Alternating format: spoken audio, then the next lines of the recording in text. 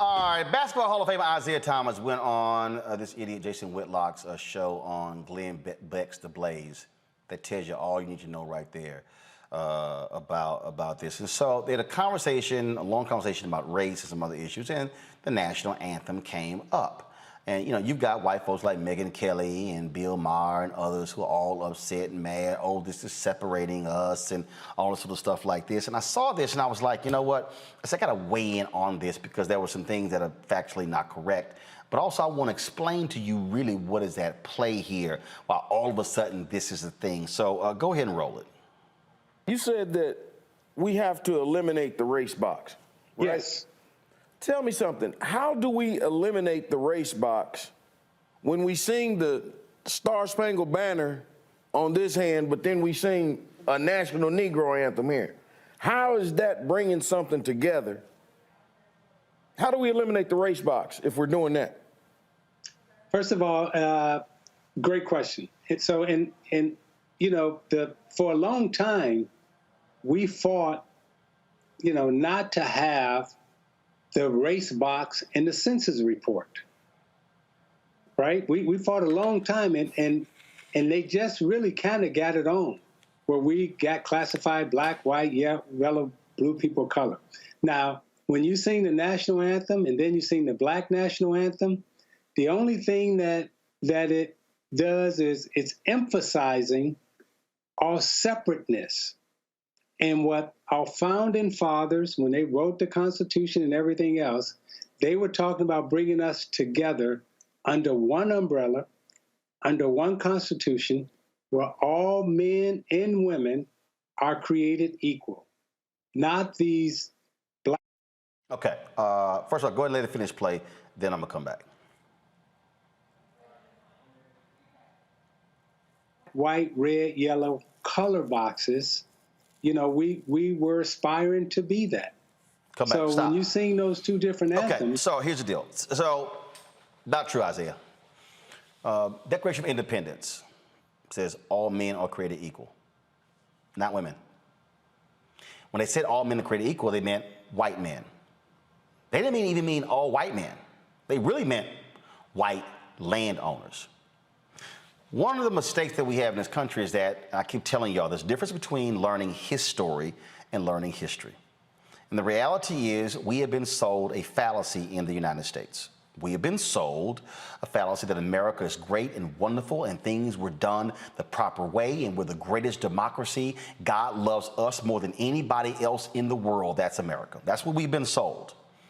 What we have to understand is that there's no such thing as the framers wanted everyone to be created equal.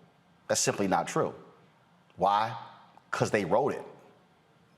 They said it. That's literally what they did. Now, the other day on the show, I told you, and I love to watch it. I love to watch it because it is so succinct in explaining exactly the reality of what it means to be black in this country and to understand what folks wanted in terms of the creation. Here's Barbara Jordan, 1974, in her Watergate testimony. Listen. Jordan, the purpose of general debate, not to exceed a period of 15 minutes. Thank you, Mr. Chairman. Mr. Jordan.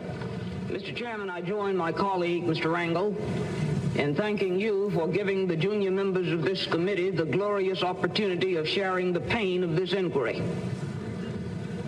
Mr. Chairman, you are a strong man, and it has not been easy, but we have tried as best we can to give you as much assistance as possible.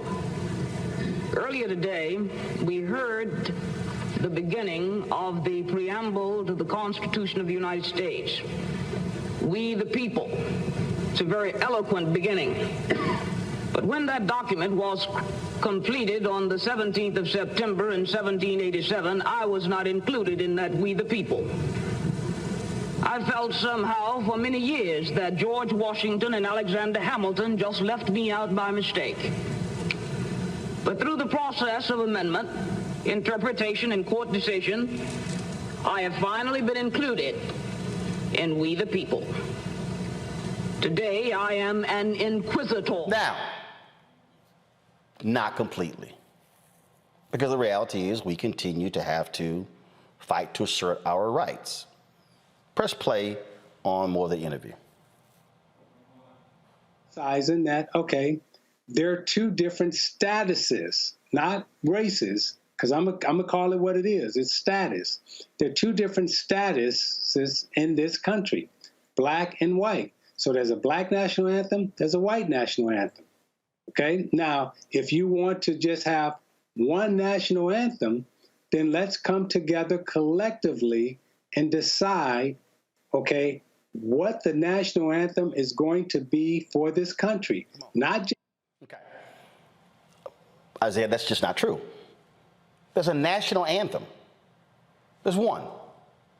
First, which is the Star Spangled Banner. Now, let me just remind people, when the Star Spangled Banner was written, and again, this is what I need us to understand, because one of the things is we have been taught so many things in this country, but we were not really taught everything in this country. What we have to understand is that, first and foremost, the Star Spangled Banner, when it was written, okay, was not the national anthem. It was a poem. If you actually read it, you'll realize that third stanza, which has been quite debated, deals with the issue of race. Let's just deal with that, okay? Second of all, when we talk about the black national anthem, that's not what it's called. The song is called Lift Every Voice and Sing, written by James Weldon Johnson in 1900.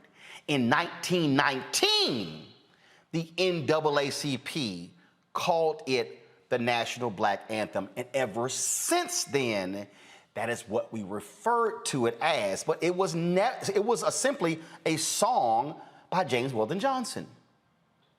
Why is that important? It's because if you fall for how they are framing this whole thing, then it becomes, oh my goodness, we have two anthems. Actually, we don't. And remember, Star Spangled Banner, written in 1814, it did not become the national anthem until 1931. Now, they're making a big deal out because the Lift Every Voice and Sing is being sung before the Star Spangled Banner. Y'all do realize that sometimes when you go to the game, they sing America the Beautiful before the Star Spangled Banner. So what's the issue? That we're singing another song before the Star Spangled Banner, or that it's Lift Every Voice and Sing? Play more of the interview, please. National anthem, because the white national anthem has classified as status. We can have an anthem that speaks for Italians, that speaks for Greeks, that speaks for Irish, that speaks for Polish, and that speaks for the Aboriginals who were native to this land already. And that's us. And so, Isiah, the only thing what you just said takes us down the path that they want us to go down. Well, let's come up with a new national anthem that we all agree on. And once you do that, then their next step will be, well, let's come up with a new constitution that we all agree on. Oh, now let's come up with a new Declaration of Independence. And the only thing I'm trying to tell black people every day, like, hey man, I know shit started out bad, but that Declaration of Independence, Constitution, and National Anthem, it worked for us. Maybe it wasn't intended for us, but it did work for us. And these people that want you just to throw these things out and let's come up with all new, it's a game, it's a booby trap. It's no different than the same people that ran the game and threw hip hop. Again, it's, you know what? The N-word, it's now a term of endearment. We, the KKK, we're gonna gift y'all the N. See, I can't even listen to any more of that sheer stupidity from Jason Whitlock.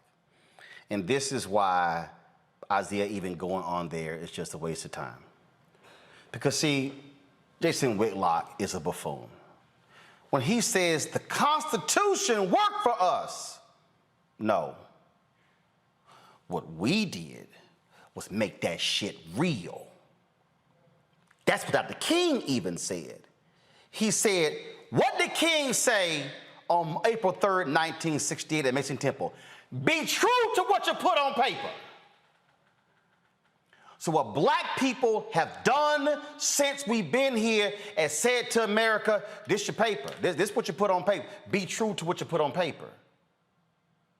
The reason Jason is a buffoon and lying is because and y'all heard me say this, 1619, go to 1970, use 1970 as a marker when we were technically fully free. We have only been fully free Americans for 51 years. And we're still not fully free. Because if we were fully free, there would have been no reason for the Superior Court decision today in North Carolina. If we were fully free, there would be no reason for there being an EEOC. If we were fully free, there would be no reason for COVID showing the health disparities in this country when it comes to black and white. If we were fully free, you would not have the economic gap that exists right now. See, the whole deal is this here, and this is the real reason why I say Isiah, anybody else, the reason you don't even engage in that silliness when it comes to the national anthem versus the black national anthem is because they want to put any conversation that breaks down white supremacy and now invokes fairness, they don't want that to happen. They want the battle against critical race theory, they said it. They want to put everything that's race underneath that, everything about equality underneath that, because they don't want to change it. You hear, oh, no, you hear, we're like, they talking about changing some stuff. Well, yeah, that's why we have constitutional amendments. Some things need to be changed. That's why when you saw the photo of John Lewis and Andrew Young and C.T. Vivian and Reverend Joseph Lowry, Eric Holder said, that's Founding Fathers 2.0. Because, see, there was no American democracy from the Declaration of Independence until the 1965 Voting Rights Act. See, this is the game being played. Because the reality is this. White folks are born in America. They don't ask about what are my rights. They get them. We have to have special rules because it's still written for them. And this is the thing I need people to understand. And so, y'all, do not, Isiah and everybody else, don't, if you do any more TV shows and they bring on the national anthem, you say, I ain't wasting my time with that. This is what I would have said, Isiah. Jason, let's talk about how many black owners in the suites. Let's talk about, do you have equality with black coaches on the field? Let's talk about, Jason, how many black folks you got in the press box as well. See, they want us caught up in this, and black people didn't ask the NFL to play the national anthem. They chose to do so because they got their ass kicked up with Colin Kaepernick. Game recognized game. So I'm not going to fall for the silliness of Bill Maher and Megyn Kelly and the rest of these people. We're going to deal with the reality of where we stand in this country. And that, folks, is what must happen. Let's go right now to our good friend, Gerald Horne. He is the author of numerous books, The Bittersweet Science, Racism, Racketeering, and the Political Economy of Boxing. As a professor at the University of Houston in Houston, Texas. He also has another book we've talked on the show about. This is the one that drove all these white folks crazy who don't like the 1619 Project. It is called The Counter-Revolution of 1776, Slave Resistance and the Origins of the United States of America. And Gerald, always glad to have you here. The thing that I was just laying out there is, again, we're dealing with history and his story. America was not created for all men and women to be equal. It was for white landowners. And even if you study the Constitution today, which is why Jason Whitlock is a sheer idiot, the Electoral College today was a slave compromise. That wasn't democracy because they still wanted to be able to control those white landowners who became president.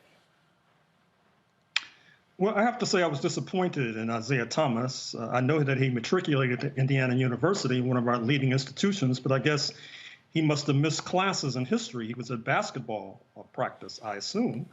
But now he is a grown man, and he should be aware that history is constantly being rewritten. Recall that W.E.B. Du Bois changed our understanding of the period following the Civil War with his epical volume, Black Reconstruction. And today, we have various creators, writers, scholars who are rewriting the story of the United States of America. I would include the Haitian filmmaker Raoul Peck in Exterminate All the Brutes, of course, Nicole Hannah-Jones in the 1619 Project. And what they're all telling us is that the traditional narrative that we've been fed, per what you were just suggesting, Roland Martin, has basically been nonsense and poppycock. I mean, for example, Isiah Thomas says that we are separating ourselves. The fact is we have been separated. He gives out this inaccuracy concerning the U.S. Census and how supposedly we're trying to get away from boxes. If you go back to the original U.S. Census in 1790, it, of course, was grouping people according to, quote, white, unquote, according to whether or not they were slave, unquote, and just like today. The first one, hold on, let me repeat. The first U.S. Census since 1790 had racial classifications. We didn't vote on that. That was them. Well, clearly. I mean, that's why I was so disappointed by Isiah Thomas. And I noticed that he was speaking against a backdrop of the NBA, the National Basketball Association. And I would assume that the NBA would want to dissociate itself from his inflammatory and indeed ignorant remarks because they're quite misleading at the end of the day. And I'm happy to see, Roland, that you mentioned the third stanza of the Star-Spangled Banner, which in no uncertain terms denounces the Black population, because recall that that anthem was written by a slave owner, Francis Scott Key, during the war with Britain, 1812 to 1815, and he was denouncing the Black population because the British were offering us a better deal, and so we defected to their side, helped them to burn down Washington, D.C., and then fled on British boats to Trinidad and Tobago, where our descendants continued to reside. And so Francis Scott Key was very upset by that development. That's why he denounces it. It's one of the rare national anthems that singles out for denunciation a significant portion of the citizenry. See, the thing, but see, here's what you're dealing with here. And you hear Isiah talking about status and class and in terms of, in terms of race and Black. But the issue for me, which is the most fundamental issue, is what's the agenda of the person I'm talking to? The agenda of a Jason Whitlock, and I don't know who that fool was he was talking to on the set, and Glenn Beck's The Blaze ain't got nothing to do with Black liberation. And see, when you hear, again, a Whitlock talking about, these people, to go from rewriting the Constitution to hip hop, I mean, his arguments are so weak because what we have to understand when you are a student of history, when you are a student of this country, when you are a student of how this was constructed, what we are dealing with today and what we've been dealing with since 1619, what we were dealing with during the period of Reconstruction, what we were dealing with during the 92 years of Jim Crow, what we were dealing with during the Civil Rights Movement, or the Black Freedom Movement, and ever since then, has been an unwinding of this tightly wound, knit ball of white supremacy. And we have been trying to peel this thing back and unwind it. If you tear a baseball apart and you begin to pull the string and tear it apart, what you're trying to do is unwind this tightly wound ball that has constrained and constricted Black people from being real, true American citizens.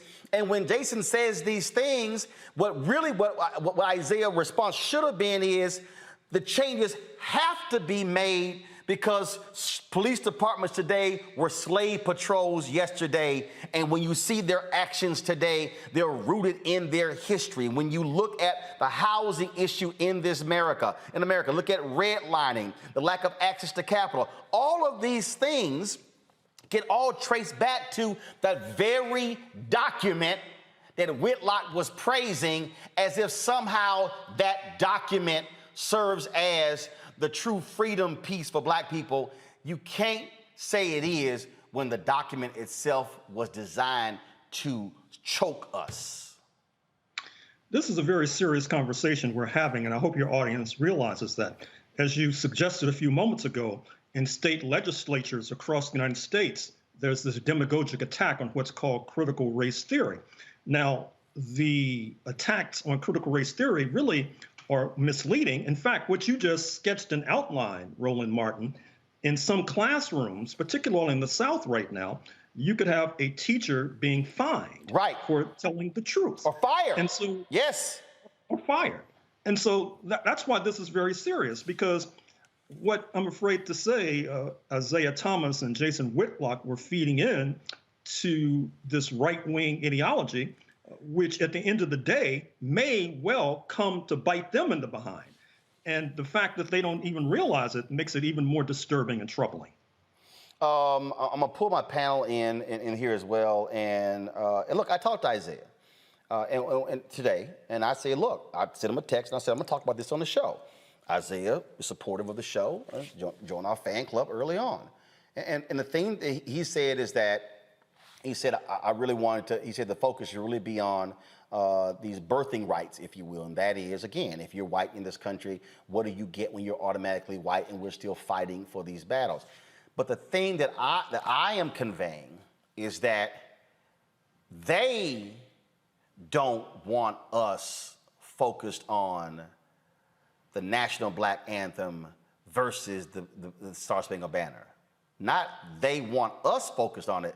They want to focus on that. Because really what the strategy here, Gerald, the whole strategy, whether it's this, critical race theory, 1619 Project, anything, it is really all about how can we rile up our white base to get them to think that they are about to take this stuff over and they want to change our values. And when people say our values, they're not saying our American values, they're saying our white values. They want to change what we have constructed because America has been constructed through the prism of whiteness. It has been defined by that. And what they do not want is for us, now that we have voting rights,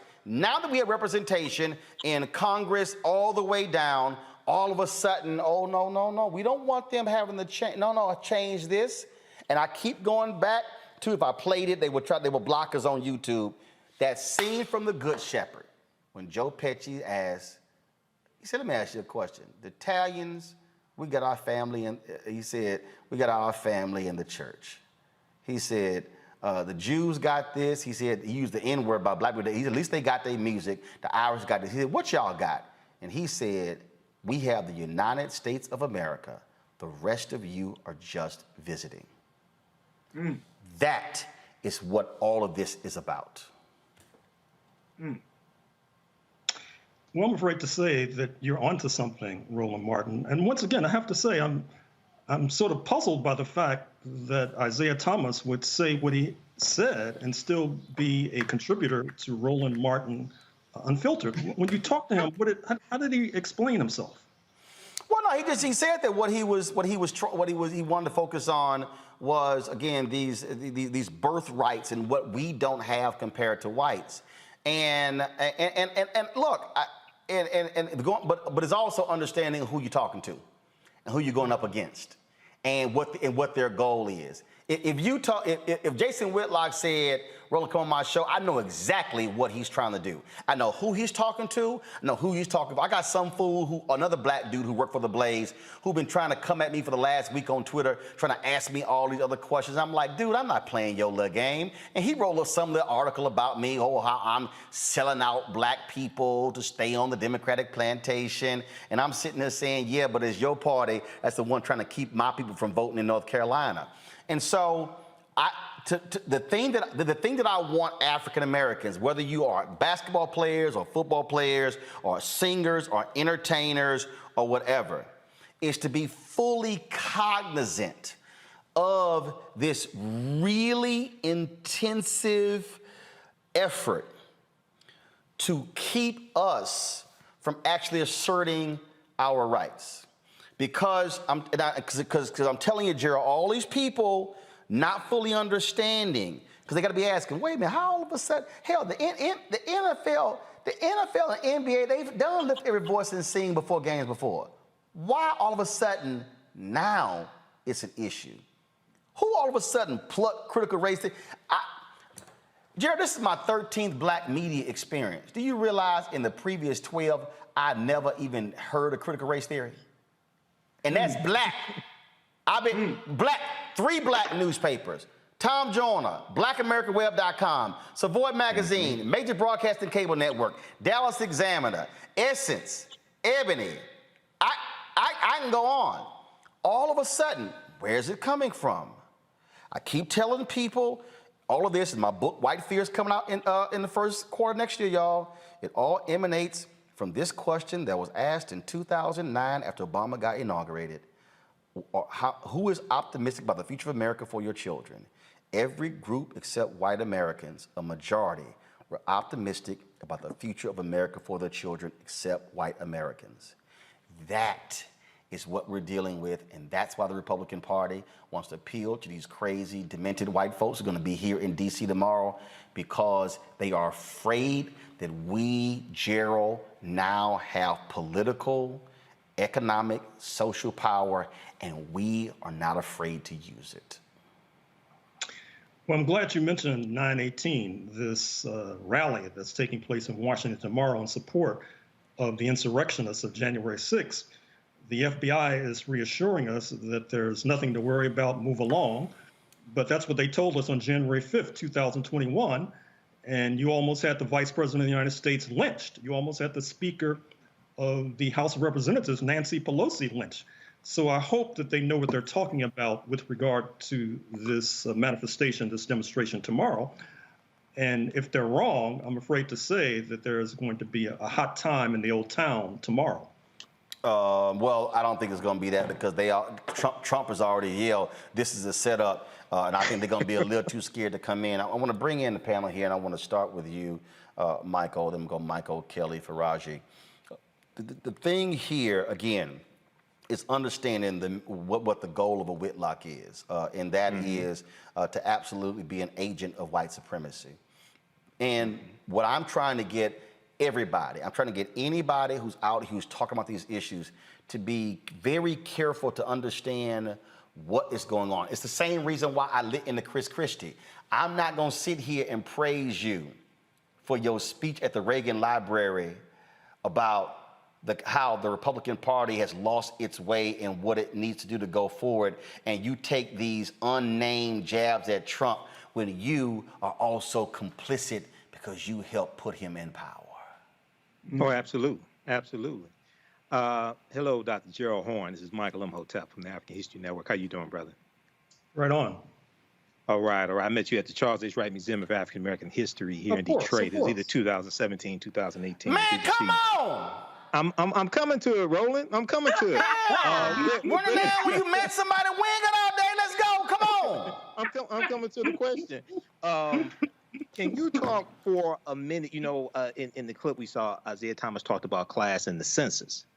And we know that when we look at the census and the racial classifications, people immigrating from the Middle East and North Africa are classified as white based upon the U.S. Census and the U.S. government.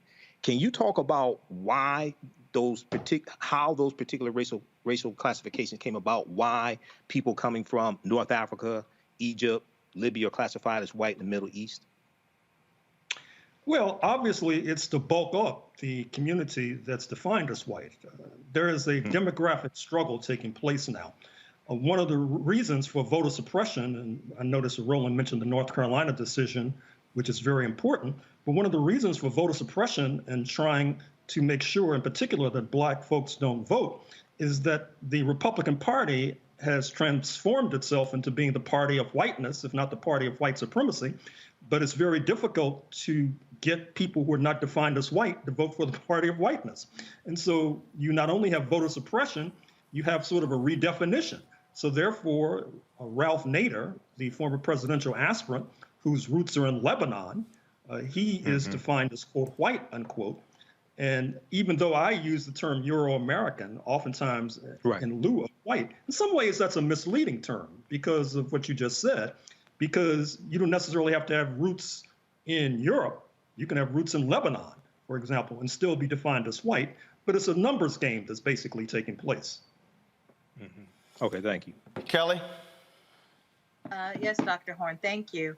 Something that I haven't really heard in this debate or discussion rather, because it's not much of a debate, is, and I think I already know the answer to it, but the fact that we don't talk about, there are 4 other national anthems that we have outside of our main national anthem. We have America the Beautiful, My Country 'Tis of Thee, God Bless America, This Land Is Your Land. All of those are regaled or heralded as a national anthem in this country, not the national anthem, but certainly up there as an American hymn. But when it comes to Lift Every Voice and Sing, one that is not rooted in any type of racial bias, one that was written by a Black man, composed by another Black man, his brother, all of a sudden it's a problem. So if you can give us some insight as to why you think that is, I think I know the answer, but the fact that there is this stark dichotomy regarding Lift Every Voice and Sing that isn't considered an anthem for anyone outside of NAACP dubbing it as one, versus the other 4 songs that are certainly played at NFL games and the like. Well, the short answer, and I'm sure you know this already, is that Black people are treated differently as a people apart. This goes back to slavery, when we did not want to be enslaved, and so therefore we were always rebellious. We were always trying to ally with the real and imagined foes of this United States of America, including Native Americans, including the British, as I said, during the War of 1812. And as a result, when you engage in that kind of seditious behavior, motivated by a desire to escape slavery, you're treated differently and you're treated as a people apart. I recall when I was at the University of North Carolina, Chapel Hill, and I was supposed to be organizing and forming a so-called Black Cultural Center. And the white supremacists say, well, that's separate. Well, I said, well, if I walk down the street, I see a Hillel Center, which is for Jewish students. Is that separate? And of course, it was not deemed to be so because they were considered to be part of the overall white community. So the answer to your intelligent question is quite simple. We're treated as a people apart, in part because of our rebelliousness, which goes back to the slavery experience. And before, and that's this great article, folks, that is called in the Washington Post. It's called "The Ugly Reason the Star Spangled Banner Didn't Become Our National Anthem for a Century." And one of the things that the article lays out is that, first of all, as Gerald said, Francis Scott Key was an enslaver, came from a family. He also enforced, as the DA of D.C., enforced slave laws as well. And he also recommended his brother-in-law to the Supreme Court, Roger Taney, you know, the dude with the Dred Scott decision. That tells you all. But the thing that's interesting about this, Gerald, and this is where, of course, Jason Whitlock would never admit to, because people don't want to understand, people don't want to accept history, but they want to believe his story. And this article lays out in here is that not only did Francis Scott Key, was he a racist and believed Black people were inferior, and that if they actually were free to be shipped back to Africa, guess how this song became popular? It became popular among post-Reconstruction white Southerners and the military, who pushed for it to become the national anthem, the United Daughters of the Confederacy. Ooh. Yep, There it United is. Daughters of the Confederacy. Yep. They help. But the folks want us to act as if those things didn't exist. Faraji, your question for Gerald. Yes, Dr. Horne, it's a pleasure to talk to you.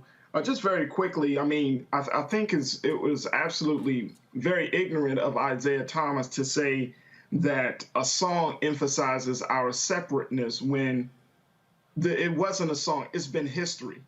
It's been something that's been researched.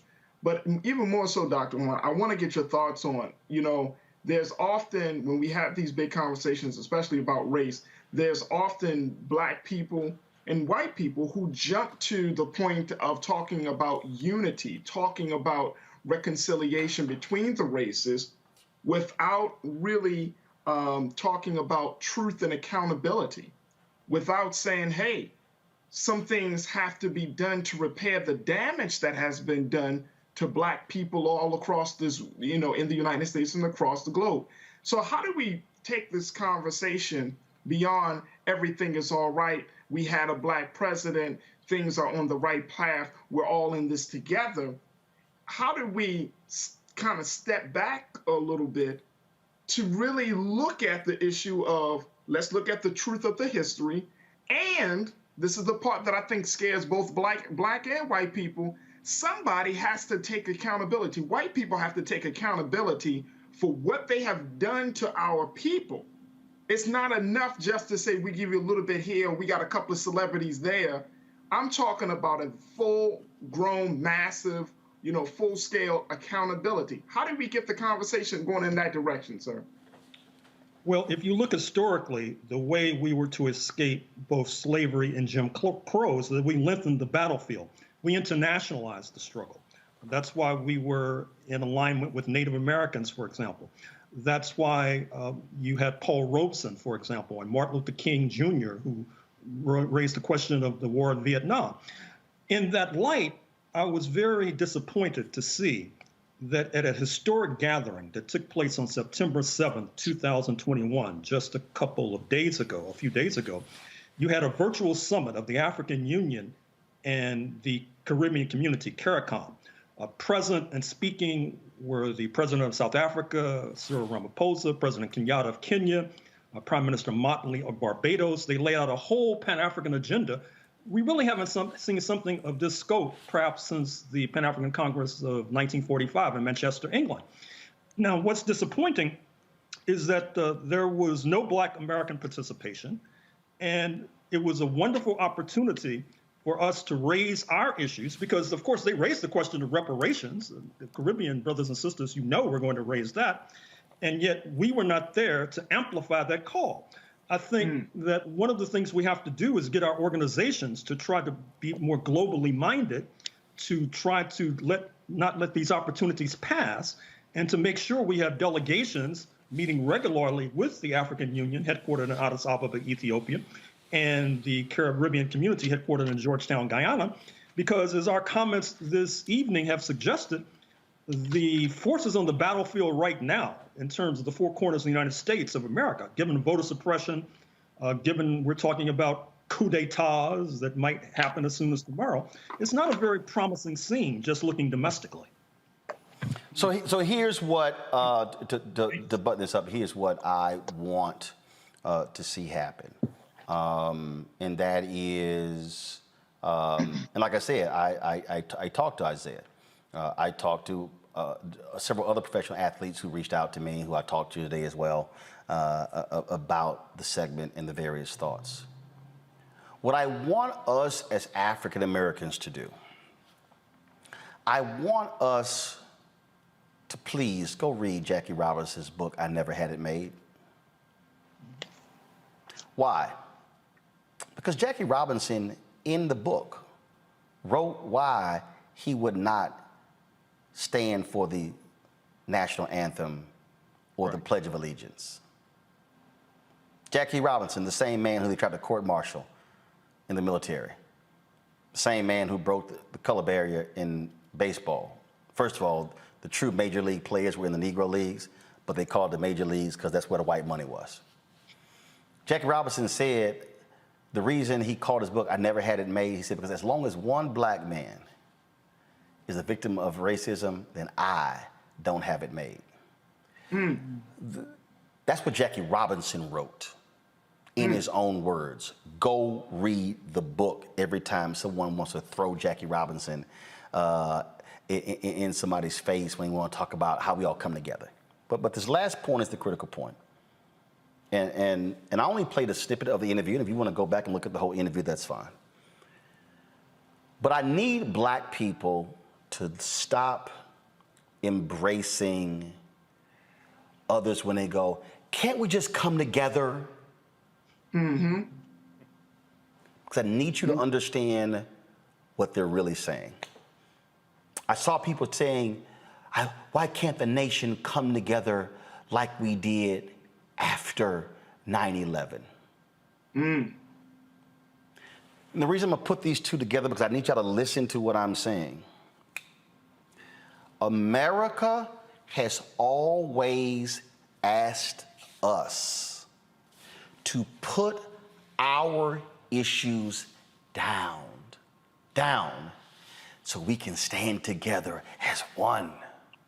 Come on. America asked our black athletes, when you run and box for America in the Olympics, you are representing America, the red, white, and blue. Yet when Muhammad Ali came back from Rome and went into a diner in Louisville, Kentucky, in his US of A jacket with a gold medal around, they said, nigga, you can't eat in this restaurant. And that's when he went and threw the medal into the river in a fit of anger. The reason folk want to play the games, and this is why I disagree when I saw that clip with Isiah, is when they say, why can't we just come together as one? Why can't we just have one song? Why can't we just stand unified? Because I cannot stand unified in a song at a game if you don't believe that when it comes to the ownership. If you don't believe that when it comes to the press box, if you don't believe that when it comes to the people who can afford to buy the tickets and the suites in the games, if you don't believe that when it comes to you can have black players on the field, but you don't have the same percentage of black coaches on the sideline, you cannot ask me to stand here in unity and singing a song if you don't practice that when it comes to housing, when it comes to eating, when a white person with a high school degree makes more money than a black person with a college degree. Don't dare tell me to stand as one if you don't want that to happen in every single aspect. Let me remind y'all, clearly if you don't understand history, the United States threatened to shut down black newspapers. All you gotta do is read Gerald Horne's book on Claude Barnett and the Associated Negro Press. Read Ethan McKay's book on the Chicago Defender. They threatened to shut down black newspapers during World War II because they dared to write about fascism and racism. Y'all need to go look up, Google this, the Double V campaign. Google the Pittsburgh Courier and what they created when they said we're gonna fight against racism at home and abroad. They threatened to put black publishers in prison because they said you are creating tyranny and committing treasonous acts for writing about racism in the U.S. Armed Forces. They said this is no time for you to be focused on racism. This is where we are supposed to stand as one. And the history will tell you when black soldiers came back from World War II, they put white German POWs in front of the black soldiers. History will tell you that when they got back to those depots in the United States, black soldiers and white soldiers had gunfights because although they were so-called on the same team in Europe, when they got back, the white soldiers said, nigga, we gonna kill you. And that's why black soldiers were lynched in their uniforms. That's why Byron Della Beckwith struck down Medgar Evers, an armed forces veteran, in his own driveway. So please, I don't want to hear the bullshit about can we all be as one singing a song, because if you don't want to stand with me on fighting racism, sexism, and bigotry, I don't want to hear a damn thing about you trying to sing a song with me. Come on. Folks, I can't give y'all one Gerald Horne book to write. to look at. Go to my computer. Gerald got about 4,000 books. You check them all out. Again, I told you all about the counter-revolution of 1776, slave resistance, and the origins of the United States of America. You should check out White Supremacy Confronted, U.S. Imperialism and Anti-Communism versus the Liberation of Southern Africa from Rhodes to Mandela. Also, I told you The Rise and Fall, the Associated Negro Press, Claude Barnett's Pan-African News, and the Jim Crow Paradox. I have absolutely read that one. And so there was there's another one on here that I gotta recommend. Oh my goodness, where is it? Where is it? I told y'all Gerald got all these doggone books. I'm trying to get to all of them. And of course, a couple of books, obviously, on W.B. Du Bois. And then I gotta get this one, The Color of Fascism, Lawrence Dennis, Racial Passing, and the Rise of Right-Wing Extremism in the United States. Yeah, I got to get that one right there, y'all. Gerald, it's always a pleasure to have you here. Distinguished professor from the University of Houston, my hometown. Thanks a bunch. Thank you for inviting me. Yes, sir. Folks, back to our Roland Martin Uncultured video in just one moment. It's time to be smart. Roland Martin's doing this every day. Oh, no punches! Thank you, Roland Martin, for always giving voice to the issues. Look for Roland Martin in the whirlwind, to quote Marcus Garvey again. The video looks phenomenal, so I'm really excited to see it on my big screen. Support this man, Black Media. He makes sure that our stories are told. See, there's a difference between Black Star Network and Black-owned media and something like CNN. I got to defer to the brilliance of Dr. Carr and to the brilliance of the Black Star Network. I am rolling with Roland all the way. Honored to be on a show that you own. A black man owns the show. Folks, Black Star Network is here. I'm real revolutionary right now. Roland was amazing on there. Stay black. I love y'all. I can't commend you enough about this platform that you've created for us to be able to share who we are, what we're doing in the world, and the impact that we're having. Let's be smart. Bring your eyeballs home. You can't be Black-owned media and be scared. You dig?